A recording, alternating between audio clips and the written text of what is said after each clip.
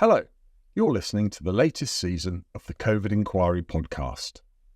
This week, Nicola is joined by Lorelei King, actor, screenwriter, narrator, and most pertinently, a member of the COVID-19 Bereaved Families for Justice group. Together, they're going to reflect on how the recent hearings went and look forward to the next few days of evidence.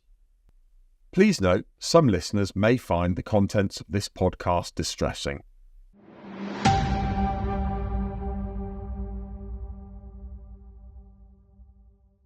Hello everyone, I'm Nicola Brook, the solicitor at BJC, running the work of our team on the COVID inquiry on behalf of COVID Bereaved Family for Justice UK. I'm here with my co-host Lorelei King, who is a member of the group, having very sadly lost her husband Vince to COVID.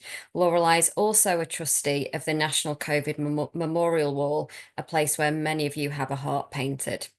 Joining us today to discuss the evidence in week 4 is Amos Waldman, who is also a member of COVID Bereaved Families for Justice UK, having lost his grandmother in a care home to COVID on the 2nd of April 2020.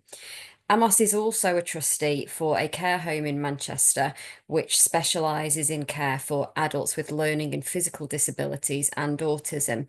So he has relevant insights to share with us today. Thank you for joining us, Amos. Thank you very much for having me. It's so nice to see you again, Amos. Nice to be here again. We're heading toward the end of this module 6. On the first day of the week, we had Professor Sean Holland, who was there on behalf of the Department of Health, Northern Ireland. He talked a lot about the fragility in the workforce generally going into the pandemic and other things. Nicola, what did you make of this testimony? So this week has been quite frustrating. We've had loads of people who were the policy makers essentially saying what was the problem, like almost as though everyone else is just making it up. And it started straight off with Sean Holland, who basically said that if a care home couldn't isolate someone that was being discharged, then alternative arrangements would have been made. If a test result wasn't known, then they would have gone to step-down facilities. And that at no point were they asking care homes to accommodate people that they couldn't accept, and that there were no capacity pressures. So, what's everyone complaining about? It was all fine. Interestingly, he did say that quite often you hear the health sector views the care sector as being something that's there to support the health sector's effective functioning. And he was quite strong on this in saying that that was wrong. And that basically, if you have a dysfunctional care sector, that will only feed back to the health sector and put burdens on it, potentially leading to the collapse of the healthcare system. But the care sector shouldn't just be protected because it might lead to collapse of the healthcare system. It should be protected in its own right. So he was quite good on that. And then interestingly, he said that studies have shown that people were less likely to die in a care home in Northern Ireland compared with care homes in England, Scotland and Wales. And the comparison with England is by quite a large margin, he said. And he said that for future learning, we need to understand why that is, because currently we don't know why. And my frustration is, this is the place where we should be looking into that. This inquiry should be examining what it was that care homes in Ireland did that meant that people were less likely to die there, because that's how we look at good examples and say this needs to be replicated in other care homes. And we've said this a few times on this podcast, but this is a real missed opportunity of the inquiry to explore the issues of where things went badly, where things went well, so that we can make those recommendations as to how to improve going forwards. Yeah, I found that thing about there being fewer deaths interesting, and I don't think there have been any proper studies done on it yet, but it would be crucial to know. Do you agree, Amos? Yeah, absolutely. And I share Nicola's frustrations really, because there is some evidence before the inquiry, although we're not hearing all of it, about good practice. I mean, for example, in the opening that we on behalf of COVID bereaved families, Pete Weatherby talked about the statement in which I'd given some evidence about a care home that I'm a trustee at that dealt with the situation extremely well and put in a lot of measures, and a lot of thought went in at the beginning, which prevented the loss of lives, and they had no COVID infections at all until late 2020, and no COVID deaths overall. So it was possible, and it's frustrating. And there is evidence, anonymized evidence in statements that obviously we've been able to talk about, and council's been able to ask questions about, but it doesn't have the prominence that it should really, I think, within this inquiry. And it is a real opportunity to look at that, and also look at other countries and how well they did, because select committees earlier on did this, and they looked at measures that could have been put in place. And really, I mean, this goes back to Helen Whately's evidence, where she sort of ended with a question, which is, we need to look at why some care homes didn't, despite the measures that we did put in place, fare any better in the second wave. So, she's raising the question that really this inquiry, in my view, should be answering. I think what you just said also came out in some of week 4's evidence. Can we move on to the second day of that week? We had a really impactful witness, who was Alistair Donaldson, who was a former member of adult social care policy team. I just wanted to, he said so much. He was the fellow who came up with this generational slaughter phrase that had such an impact in the media. I just wanted, is it true, Nicola, have I got this right, that it was our counsel, Pete Weatherby, who pressed for him to be called as a witness? Yeah, so we got the statement of Alistair Donaldson quite late on. We got it just a couple of weeks before the hearing started. Even though the inquiry had it for quite a while by then. So we've not really had an answer yet as to why it was disclosed so late. But a member of our team, Laura, she kind of, as soon as she read it, she raised its importance with me. I then sent it up the chain and raised it with council. And I said, look, one, it's a problem that it's been disclosed late, but two, this is so important. One, we need to be able to use it in our opening statements. Two, we need to be able to put his statement to some of the witnesses who are being called. Now, by this point, we'd already put in our applications to question some of the witnesses already, and we would have wanted to have put his statement to some of those witnesses. But three, we should also be asking for him to be called, because the Vivaldi study has been referred to by many people as demonstrating that the hospital discharge policy wasn't responsible for the vast majority of care home infections. So obviously anyone who was responsible for the hospital discharge policy was holding this up as a haha moment of, look, it didn't do the damage you all think it did.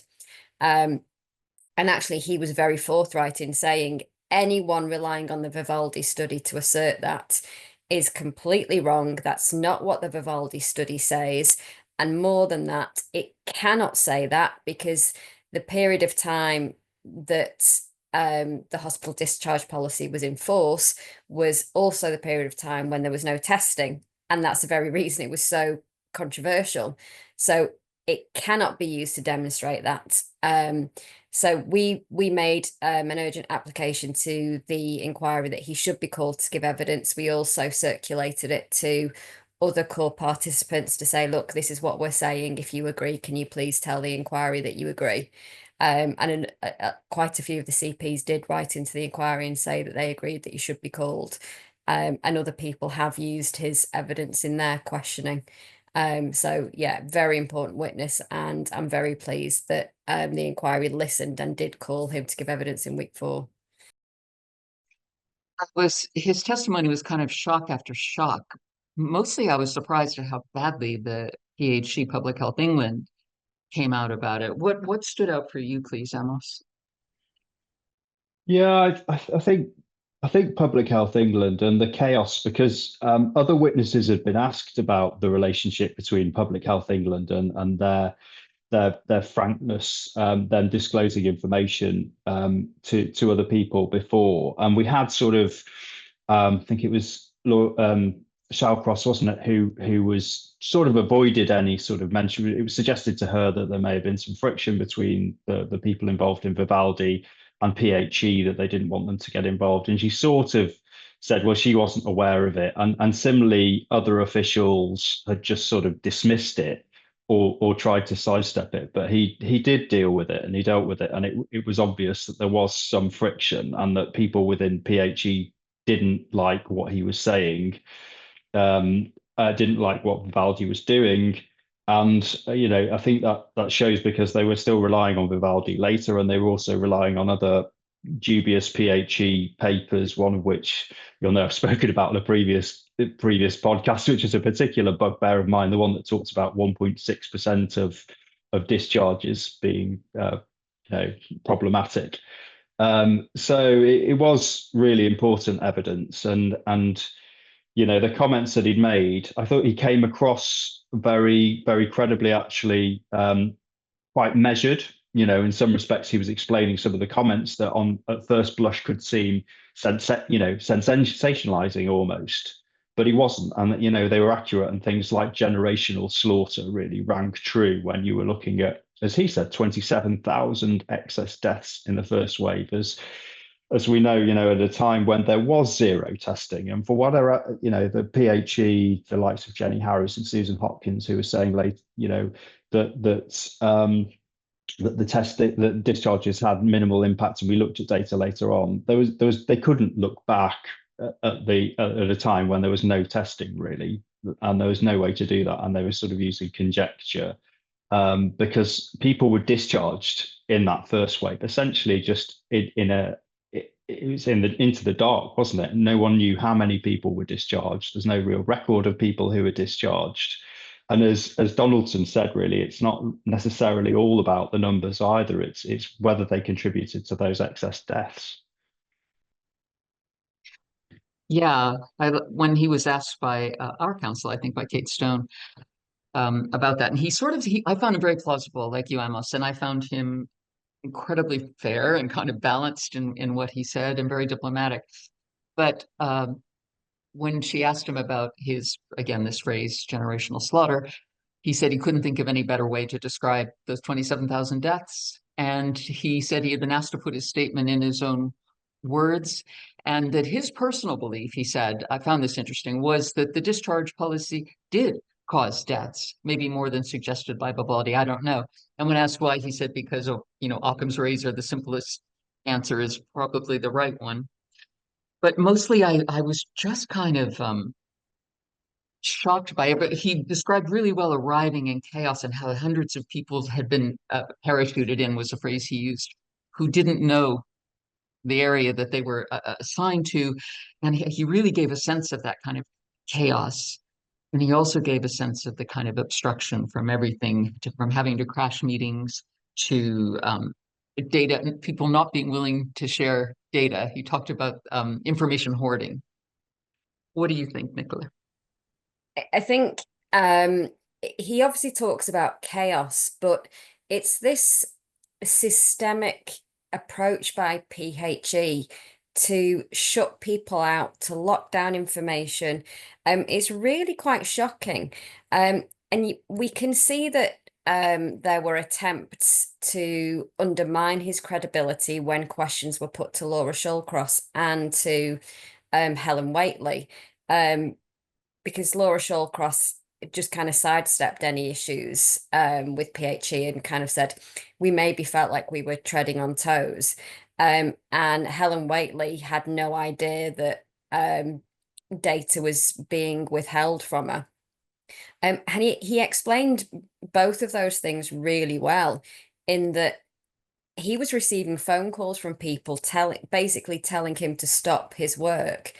And that he was saying, Laura Shallcross doesn't know the fight I had to get her into the meetings. He said, I didn't want to professionally embarrass her, but she doesn't know that essentially she wasn't invited to those meetings. He was having to fight to get her in. And likewise with the minister, he was told not to give her data and not to give her briefings. So when he was briefing her, he was doing it in secret, although she didn't know that. She just thought she was getting a briefing. And he said that he arranged for ministerial pressure, and Helen Whately had no idea that she was exerting that pressure, because he would just raise in a meeting that, oh, apparently you've got this data, PHE, can we have it? And the minister would say, oh yeah, that sounds like a really good idea, can we have it? And he would know that he was mentioning this to the people he'd been fighting with for it, but the minister didn't. So just by mentioning it out loud in a meeting in front of them with her, he was bringing that ministerial pressure on PHE, but the minister didn't know about the background fighting. And it's just so ridiculous that we are in a pandemic and PHE is worried about who has sight of their data. And he said that essentially the work of Vivaldi were inadvertently showing up problems with the PHE data, because they found that PHE was significantly underreporting cases.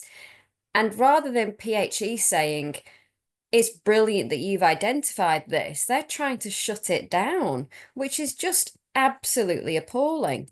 And there's part of his statements that was read out by counsel to the inquiry, and this really just sums up how bad it was. He said, we had to create Vivaldi because PHE and DHSC failed to do so. Parts of Public Health England and the department tried to stop Vivaldi happening, then tried to stop it reporting, then tried to avoid acting on the results, then tried to stop the creation and use of our dashboard. Having tried to stop our initial report, PHE first tried to ignore it, then tried to steal it and present it as their own, tried to reinterpret it as just identifying its own previously policy failings. It's just astounding. I mean, it's no wonder PHE doesn't exist anymore. Unfortunately, in my view, it's just being rebranded with many of the same people, so I don't think much will change. But it's just absolutely astounding. I feel the same, and Amos, I'm sure you agree with me. As a bereaved person, you want to think that everyone is working together at full pelt to fix this. One thing I've always had a bit of I've talked about it in previous podcasts, about the second wave, which I think is the most unforgivable. My husband died in the first wave. And for those of us who lost people in the first wave, it's the fact that there was such devastating second wave makes us feel like the deaths of our loved ones were lost. What at the very least their deaths might have improved something. In his testimony, he said they knew that there was a big chance of a second wave. So apparently, I didn't realize this. Apparently, only half of care homes, as far as they knew, was infected in the first wave. And there was limited testing that was being allowed to go into the larger care homes. And he, I believe, had to push hard to get them to reconsider the smaller homes, as all homes were at risk. Amos, as a fellow bereaved person, what did you think about this lack of cooperation between departments? Yeah, it's absolutely shocking, isn't it? And they're all, and as I say, it's a completely different picture that was painted by the officials, by the minister, who apparently were in their ivory towers. You're thinking that, or saying that they were doing the best that they were doing, when actually we know again from Donaldson that they were thinking about the inquiry, weren't they? A lot of the time saying, just be careful what we say about the inquiry, of course, not on the record. But it didn't appear as though they'd learned the lessons. And the fact that they had to even, I mean, to me, the fact that they even had to do this Vivaldi study in a way is frustrating, because they should have known. They saw what was happening in other countries. They saw what was happening in care homes, who were going to be the most vulnerable. How is it that the chief executive of the care home that I'm a trustee at was able to say, look, we need air filtration units. We need people to be paid when they're self-isolating in full. We need staff to be working in cohorts separately. We need proper PPE, access to them independently of whatever the government are doing, because the government is saying we've got PPE now in place, but they didn't get consistent government supplies until the middle of 2021. So, it's all very well. And I mean, Helen Whately, to a credit at least, was talking about that there were issues with PPE, which is, again, PHE and Jenny Harries would sort of say, the sort of story all along has been, there was plenty of PPE, but it was just in the wrong place, when we know that, people were walking around with bin bags and paper masks. And again, to what you were saying about the frustration about the second wave, is my mum ended up in hospital in the second wave. We thought that she was going to die, and it was a horrendous experience to go through that. But she recounted being in a COVID ward with nursing staff wearing blue paper masks, blue plastic things, and paramedics being the same. And the paramedics just sort of say, matter of fact about it.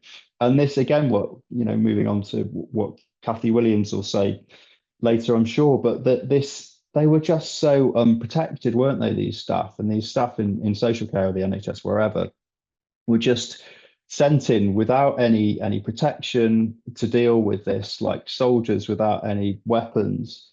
And they were just, they ended up with lots of rates of long COVID, which, again, was talked about. But yeah, hugely frustrating that the lessons weren't learned from the first wave before the second, and the second being, as you say, hugely tragic. I'm very moved to hear the care home you talk about, where they didn't have any COVID deaths, I think you said, and that's amazing. In my husband's care home, they were sounding the warning bell but this was first wave, long before the government seemed to do much about it with lockdown or whatever.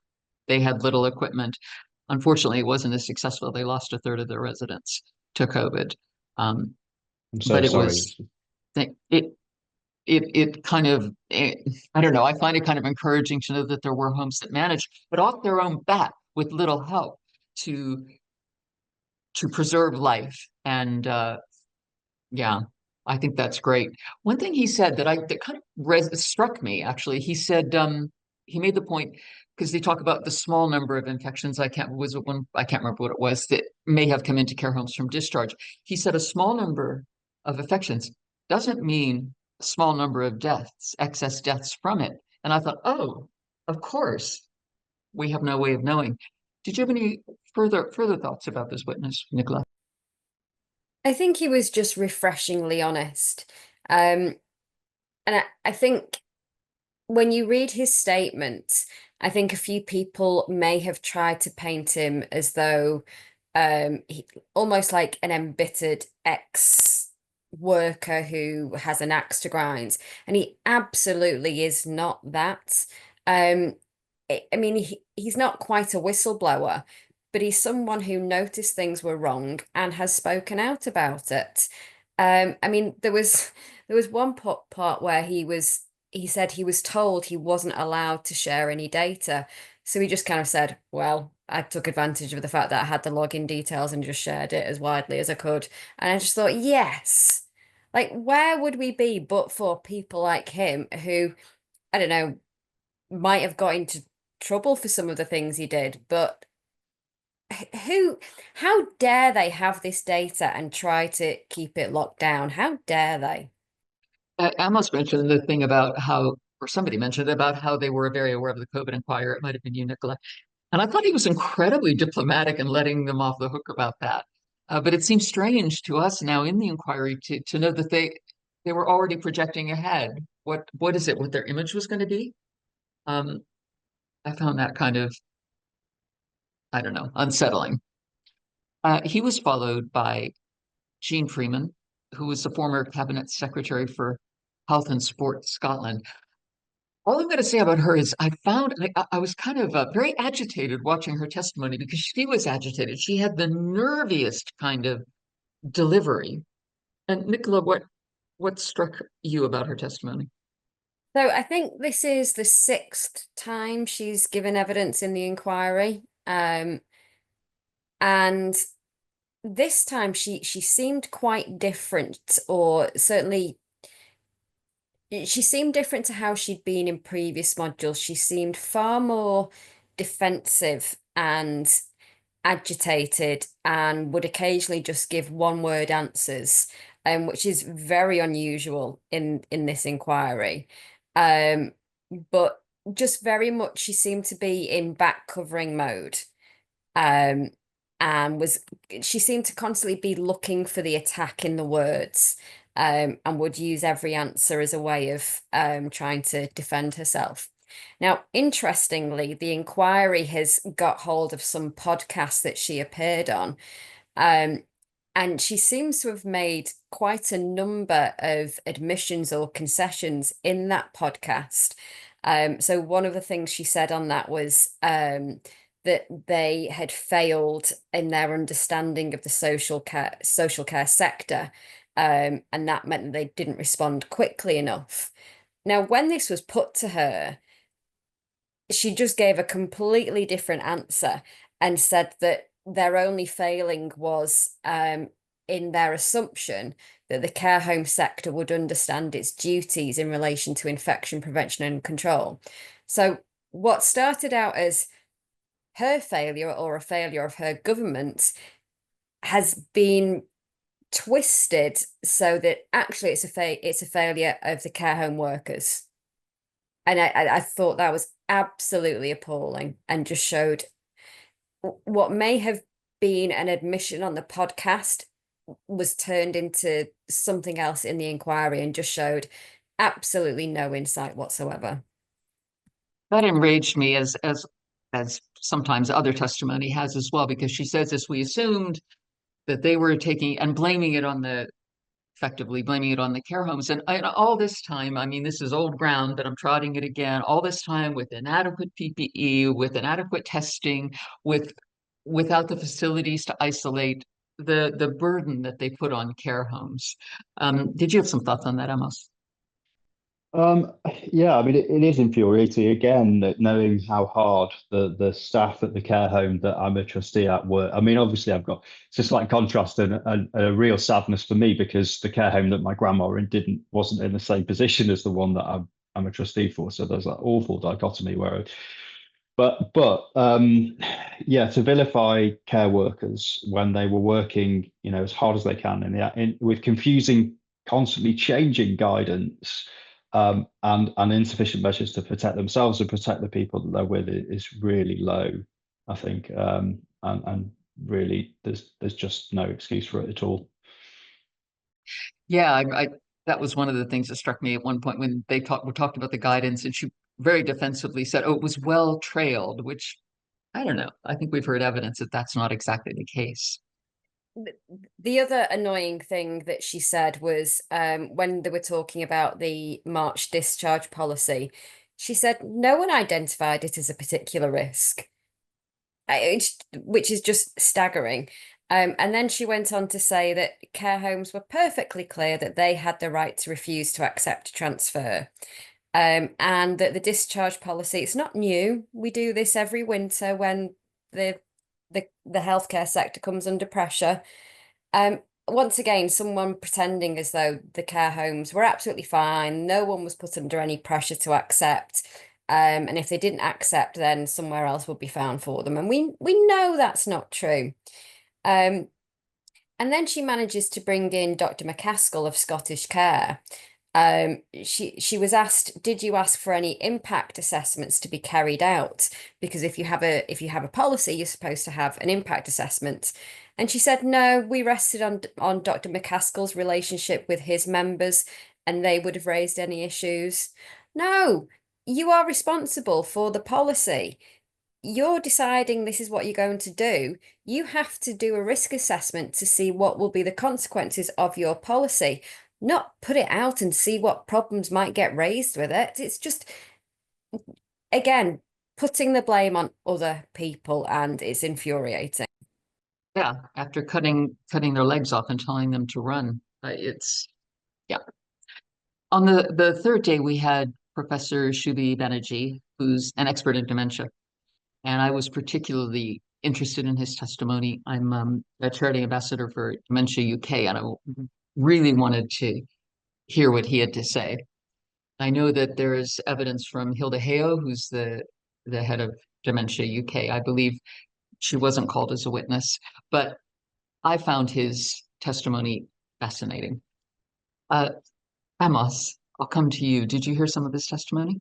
I did. I heard his testimony, and actually, I could have listened to it for a lot longer. And I think it was. I was very disappointed that he was a lot quicker in the witness box than many other witnesses who added little to the inquiry. In my view, he was a real expert. The report that he'd written was incredibly impressive, and he had some great points to make. So yeah, it was an absolute tragedy. And what a nice fellow he seemed to be as well. You know, he really cared again, which is something we haven't necessarily seen much of in the witness box recently. He really cared about people and had some great points to make. And you know, in terms of the guidance for people with dementia and how lacking it was initially, the fact that people with dementia weren't given, you know, clinically extremely vulnerable status when it was blatantly obvious that a lot of people with dementia had other comorbidities that meant that they should have been things like on the priority list for vaccination very, very early on before that changed. And the communication and something I think, Nicola, that you mentioned was obviously talking about the protective ring. Anytime anyone talks about a protective ring, it just, you know, it makes you almost convulsed, doesn't it, with anger, because it's just such an emotive phrase that meant little. But he described it in quite an apt way, really, in that it was protecting the NHS from social care rather than the other way around, and that there was very little evidence of any protective ring, but also, you know, the impact of people on dementia itself,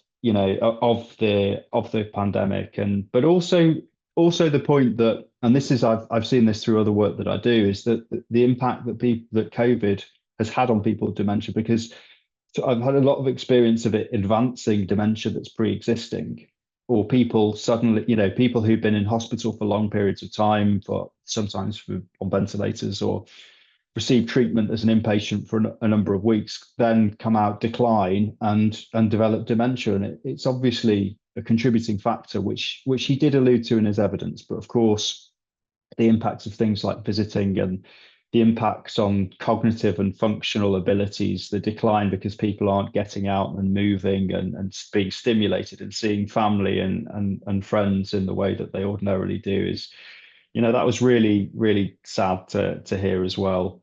But yeah, he was a really impressive witness, I thought, but very knowledgeable, obviously, on this particular area. He was very knowledgeable. He also, I like the way he was educating us. I just found him incredible. Some of the things he said that struck me, first of all, he kind of gave us an overview of dementia, what it is, which I think kind of highlighted a thing I keep coming back to, which is how people with dementia were tortured during those periods of isolation, because he talked about the anxiety. Everyone who has dementia will at some point have this awful anxiety, and at the same time, no insight and an inability to understand what is happening or to learn what is happening. He said that early on, I think he said, he talked about percentages of the population who have dementia. Of the overall population, it is 2% in this country. And then he said a quarter of the COVID deaths overall were people with dementia. So 2% of the population contributed to a quarter of all deaths from COVID. And I just hadn't really looked at it in terms of those kind of numbers before. And I found that really shocking. Nicola, what Yeah, did you think? another statistic that he gave was that the estimate is between 80 and 90% of people in care homes of older people in care homes have dementia, which is really high. But then he said, despite this, dementia was not explicitly mentioned in the March guidance or in relation to shielding advice. And he said it's entirely predictable that almost any pandemic would affect older people and people with dementia in particular disproportionately. And so they should have been taken account of in the guidance specifically.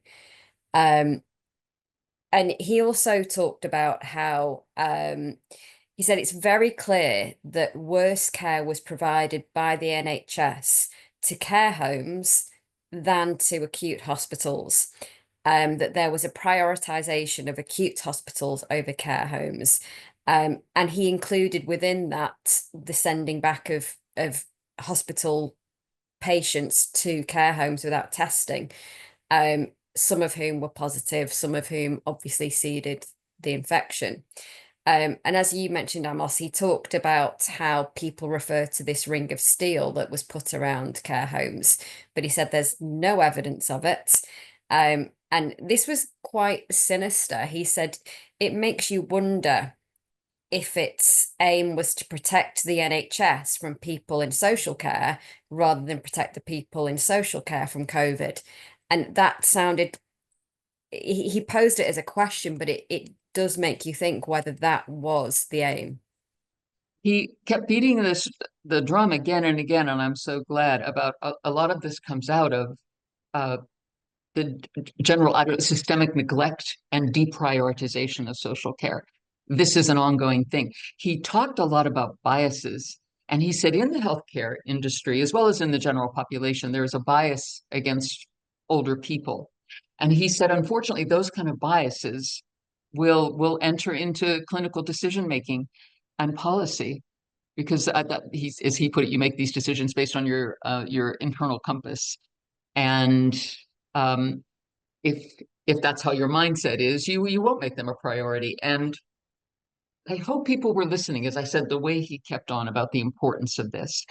He also talked about, I do think many of the problems that happen were because of this, and because people do not understand about dementia. They do not know enough about dementia. They think nothing can be done, and that's absolutely not true. Things can be done. The general public maybe doesn't know that. And all leading toward living well with dementia. He did say one thing that I found quite disturbing, which was during the pandemic, there was an increased use of antipsychotic drugs. And this was a change from how things have been developing. I call them chemical kashas. And I think this was kind of well illustrated. There was a show, I don't know if you saw it, called Help with Stephen Graham and Jodie Cromer about a care home. And the care home using chemical kash effectively on a person with young onset dementia, like my husband, who was uncontrollable. And I think the thing, when I saw that drama, I felt a certain sympathy with the care home, because I imagine if they were stretched, if they didn't have the resources, in desperation, you might use chemical babysitter. And yet at the same time, I understand it, but it is completely unacceptable that people should be drugged into submission. I don't know if anyone wanted to add any more to his testimony, which I found some of the most powerful of the week. Yeah, I mean, just to expand on what you were saying, I mean, he talked about it impacting clinical decisions, this pervading bias, but also on every level, I think he said the management of hospitals, on health policy, and on the delivery of it. So it really is something that this bias that's got to be addressed, because it can't be allowed to happen again, can it? That these people, the most vulnerable people, are just completely neglected. And this is about wider education, like beyond the scope of the inquiry even, but I'm keen for that to happen. After him, we had Kathy Williams, who is from the Association of Directors of Adult Social Services. I did hear some of her testimony. Nicola, can you kind of give us a précis of what she said? Yeah, so she spoke about a number of important issues. She talked overall about the lack of understanding about the adult social care sector. And she said that she was asked to give an example of an impact of that lack of understanding. And she just very matter-of-factly said, well, the hospital discharge decision, like, if anyone had any understanding of how the care home sector would work, you would know that that decision wouldn't have been made in the way that it was. But she said everything that flowed from it. So decisions around testing for people in social care and people who work in social care, decisions around prioritization of PPE, decisions around vaccines, they came as an afterthought across all of the decisions because people either didn't understand social care or they valued it less. She talked about designated settings, and she mentioned that they were at a meeting and she personally asked Jenny Harries more than once whether there was any evidence that designated settings would provide better outcomes by way of infection control. And she said, I don't think Jenny Harries was able to respond then. I don't know whether there's been any research since. So once again, Jenny Harries just being a disappointment. And she talked again about Care Act easements, which we talked about quite a bit in our podcast for week 3. But she talked about it from a slightly different angle. She said the fact that there were amendments to legislation in relation to social care for these easements, but this didn't happen in relation to schools or hospitals or other public services. And that meant that you're basically singling out disabled and older people needing care. And those people felt as though they were unfairly singled out and their rights were being reduced. Just them, no one else. And I thought I hadn't thought about it in that way before, but it's a good point. Yeah, I mean, she was asked very early on in her evidence, whether anyone was responsible for pandemic planning in adult social care. And she just said no. There was literally no one involved at all.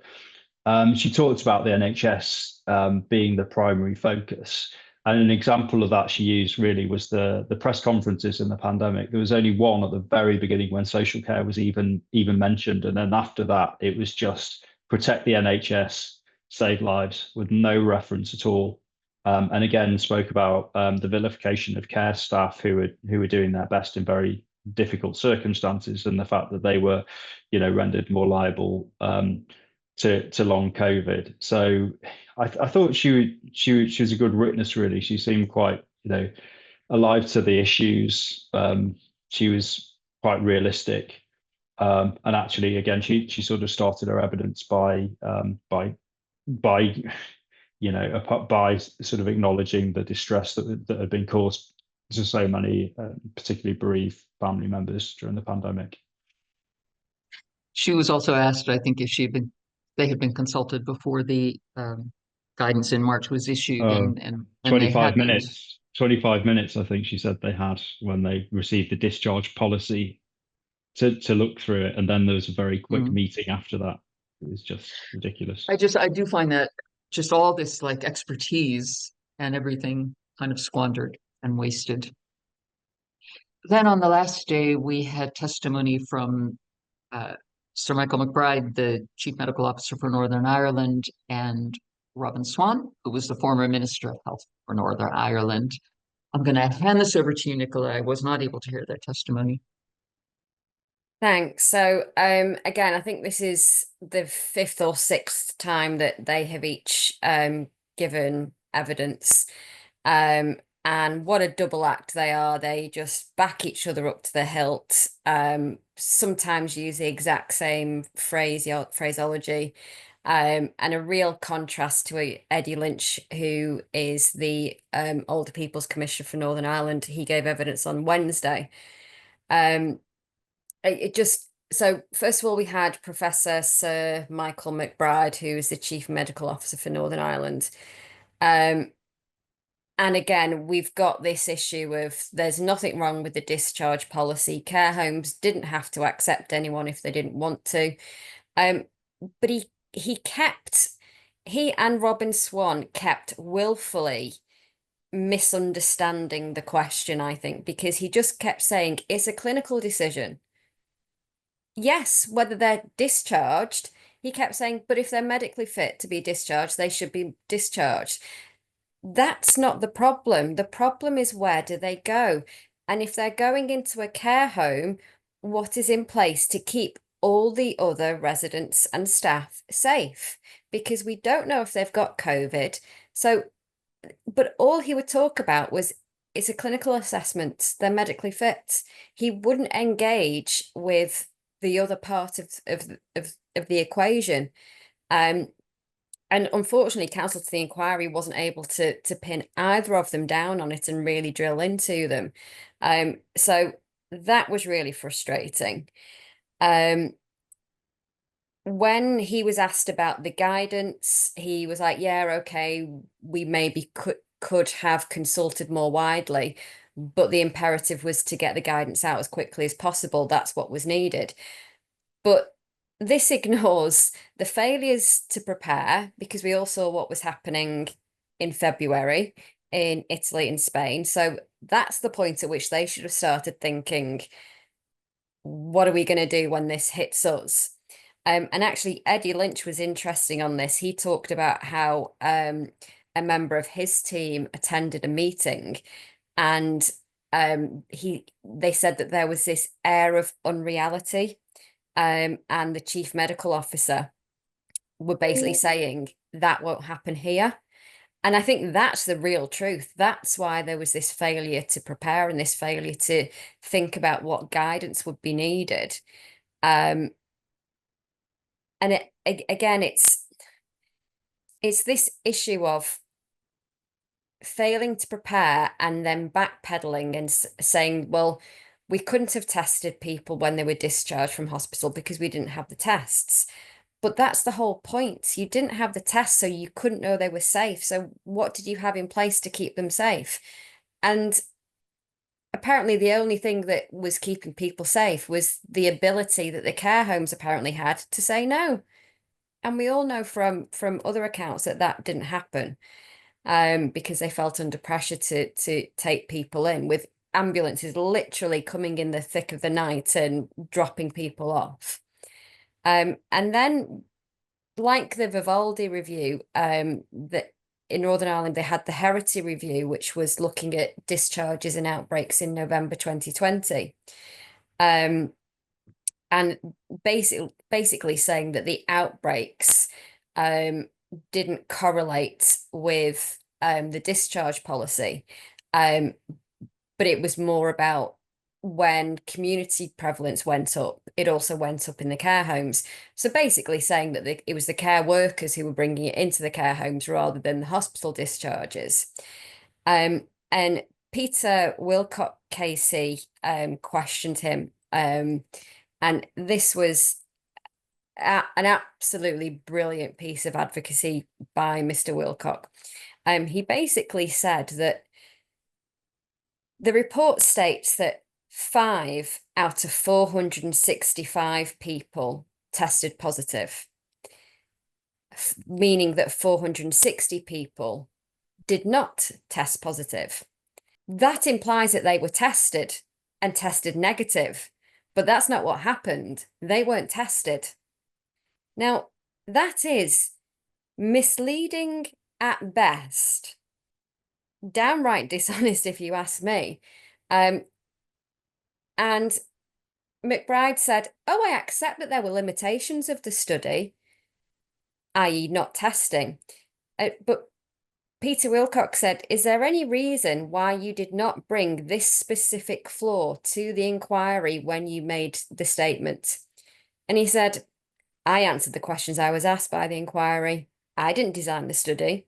I didn't conduct the study. I didn't design the methodology. So it was no act of omission on my part not to highlight that. Well, if that isn't a perfect example of why we need Hillsborough law and the duty of candor, not now, yesterday, 5 years ago. It just, well, I only answered what I was asked. It downright dishonest, if you ask me. Amos, what do you think about what Nicola just? Yeah, I mean, it is frankly shocking, and it's not the only example, is it, of dishonesty that we've seen that could have been presented. And I feel very strongly, as Nicola's just said, that Hillsborough law would make a huge difference to the process, making sure the inquiry had all the evidence it needed, and stopping this dishonesty that actually all it does is make these inquiries longer and more expensive, and means that we don't get to the number of the issues that we need to. We've come to the point where I like to ask you for your standout moments, good or bad, from the week's testimony. And I'll start with mine. I mean, just generally, again, throughout this module, just seeing how the elderly, how people with dementia were the generational slaughter that Donaldson said, how people were thrown on the pyre. But my standout moment, not for good, it was a small one really, and it has to do with dementia and how we talk about dementia. And I was very disappointed to see Lady Hallett at the end of Professor Banerjee's testimony talk about people, dementia sufferers. I mean, this is language that we try to get away from. We talk about people living with dementia. And I was very sorry to see that at the UK COVID inquiry, this kind of language was still in use. So in a sad way, that was my standout moment. Amos, did you have one? It's difficult to say standout moment. I mean, I thought that at the end of having heard the evidence from all the officials and the ministers that we've heard so far, Lady Hallett did seem to say at the end of Kathy Williams' evidence that we hear you loud and clear, and that social care, obviously has to have a greater focus. And she appeared to get that point, which was, as I say, other officials and ministers have tried to avoid, but it's just so important. And Kathy Williams in her evidence also spoke about how this needs to be addressed, and again, beyond the scope of the inquiry, but the whole structure of adult social care. And that's the reason, one of the key reasons why it was hit so badly is just the fact that it was in such a mess and was so neglected. And I think that just came from all these brilliant witnesses like Professor Banerjee, who spoke so well about how people were just not considered in early guidance or even thought about, which is shocking. And Nicola, my partner in crime. Well, my standout moment is learning that I am godlike, apparently. So this was another appalling piece of testimony from Jean Freeman, where she said, I don't think any minister is godlike in that way to be able to preempt issues that may arise or think in advance. What? That's called pandemic planning. That's the whole reason we do it. It's to think in advance and preempt issues before they arise so that you don't have to be reactive. So yes, you, I, Amos, we are all godlike in our ability to preempt issues. So I take that and hope that whoever acts as ministers in Scotland is also godlike. You're a goddess to me, Nicola. Amos, it's so good to see you again. And thank you so much for coming to talk to us today. Really appreciate it. No, thank you so much for having me on. Thanks for listening to this instalment of the COVID Inquiry podcast. We hope you found it insightful and interesting. If you did, please rate us on the podcast platform you use and share the pod with friends and family who may value this type of commentary. We're looking forward to you joining us next week for more expert commentary, opinion, and insight into the COVID Inquiry evidential hearings.